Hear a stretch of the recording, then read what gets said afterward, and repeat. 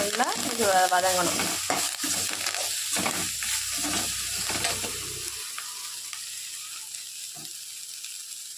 அடுத்து இதோட நம்ம வந்து அரைச்சி வச்சுருக்க அந்த விழுதோட கொஞ்சம் நம்ம அரைச்சி வச்சுருக்க விழுது, மோர், மஞ்சத்தூள் இதெல்லாம் வந்து நம்ம வந்து நல்லா சேர்த்து மிக்ஸ் பண்ணி வச்சுருக்கோம் அந்த கிண்ணத்தில்.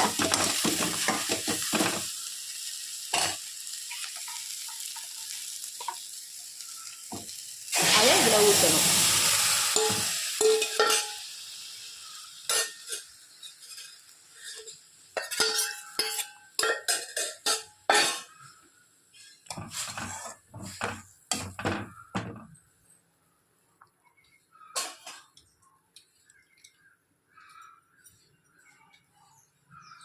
எல்லாத்தையும் ஊற்றியாச்சு. ஒரு கொதி வந்தோன்னா ஆஃப் பண்ணிடணும்.